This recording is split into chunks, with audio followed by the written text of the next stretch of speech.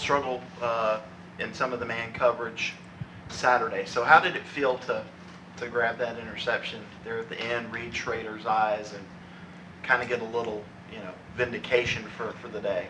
Yeah, it felt good to be able to get that pick. We were in a good defensive call, I feel like, there. Everybody was doing their jobs. I think if you watch the playback, too, XC got really good pressure on the QB. Probably sped up the clock a little bit in his head and allowed me to be able to read off the QB's eyes there and get that interception. So, it felt good being able to get that get that right there. Basically spring, I think next play or like first offensive play, Phil got a long run touchdown. So it just felt good. It just was like a lot of complimentary football right there, and it really just showed what Clemson, is about right there. Where were you on the field when Justin Maxwell hit Schrader for that fumble? Yeah, I was chasing the ball down. I saw it basically like front row seat, and he killed him. He didn't even see Maxwell coming. It was one of those, and Maxwell really just laid out there, and got the ball loose there. That was a big play. Good way to start the game, I feel like. How much of a tone setter was that? I mean, did that kind of give you guys a little bit of energy? You feel like the rest of the Yeah, I definitely feel like that was a great tone setter. Just like the mentality that it really set the tone for like the mentality that we wanted to have throughout the whole game, which is just being physical, running around, getting to the ball, and just trying to create turnovers. You were able to force 3, get 21 points off of it. How much of you talk about trying to be physical, do you feel like it's a mentality that allows you to generate more of those turnovers, or is it just opportunism? Why do you think you were so much more productive in getting the ball out? I feel like definitely a mentality. You got to have the mentality that you want to get to the ball, and you want to have bad intentions when you're trying to get to the ball. And when you come out your hips like Maxwell did in that play, and just really try to run through a guy, they'll most likely drop the ball, especially if they don't see you coming like that. And then also it starts in practice, just coming to work every single day, making sure punching at the ball when the ball's up in the air when we're going against scouts. Make sure we catch those balls, those jump balls, and I feel like that carries over in the game day. How different does this Wake Forest offense look without Sam Hartman? I feel like they keep a lot of the same scheme that they had when he was here, but it's definitely going to be a good challenge for us. A lot of RPOs is what I feel like we're going to be going up against. That zone read option type of scheme. But we just got to come ready to play, have the right mindset, and just prepare during the week. I feel like we're going to have a great plan for the game. They still do that really slow mesh kind of at the point of attack. Yeah, that's what we expect to see, some of that in their offense, because I feel like when we played them, it was a pretty good scheme and it was fairly effective. So we wanted to just have our mind ready for that, seeing that. What are the challenges as a linebacker when they are doing that slow mesh? Like what are you thinking? Like, how are you reading it? How do you figure out what they're doing at that point? It's just really, you just got to be decisive. You can't try to play both the run and pass. You got to, trust your teammates. You got to trust them to do their job in the back end and play that pass. And then we're just gonna have to play the run, and we're gonna pick one because if you're reading the run and you're getting up closer to the line of scrimmage trying to play the run, you won't be able to affect the pass anyway, being that close to the line of scrimmage. So you just gotta be able to pick one, be locked in on your keys, fit our gaps, and just be very sound there.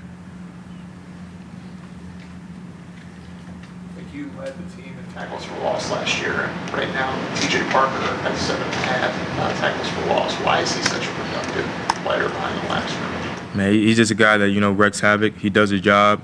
He's going to be in the right place, when he needs to be there, and he's going to, just create a new line of scrimmage. He's a really big guy, physical guy, and he's just been very productive for us. It just shows like his work ethic and the way he prepares. I feel like is definitely a key factor in him getting those tackles for loss.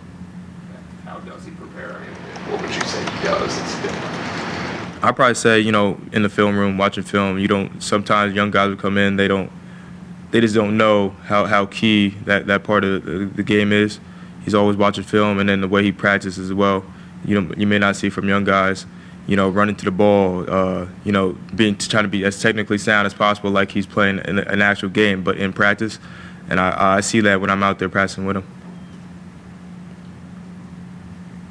I know you're a guy who puts in a lot of hours in the film room, so is he beating you to the facility, or is he spending maybe more hours? Like how would you compare? I mean, I really don't know, but I just know that we both watch a lot of film. We got a lot of guys that, always in the film room try to study the opponent, and we really try to preach to each other and try to be on each other about that part of the game, because that's very key and very important.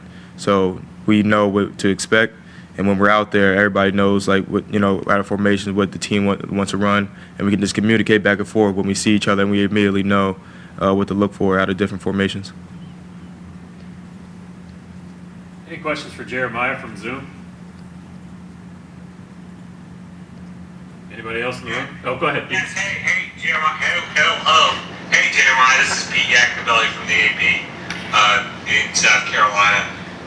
Have you seen? I know the last couple of years when you got ready for this game, you had Sam Hartman to worry about at quarterback. What have you seen out of Griffith so far at Wake Forest? I definitely, have seen a very poised quarterback. I feel like he's gonna be a really good game manager. He's gonna, give us a nice challenge as a defense. But we just got to, be on our keys at the end of the day, do what we have to do at the, as far as our game plan, and sticking to that, and being confident out there when we're playing, and just making sure that we're, disguising coverages, giving them different looks, and also, creating pressure. Most importantly, to try to affect them. Jeremiah, it seems like every time that you guys watch film of an ACC opponent, there's a quarterback on the other side playing at a high level. Is that what you see week after week in this league, the way these quarterbacks are going? Yeah, as far as the ACC, as you mentioned, there's definitely a lot of talented quarterbacks in this league. A lot of guys that play that quarterback position at a very high level, and it definitely is a very good challenge, because as a defense, you want to be able to play against those high level quarterbacks, and we just got to go out there and dominate. You ever get a little tired of it? It's like, hey, we need a break somehow. Well, as a competitor, and as the guys on our team of being competitors, we really don't get tired of it. I feel like you always want to play the best of the best. You always want to be challenged, because at the end of the day, all those challenges and playing really against really good players, all it's going to do is really make you better.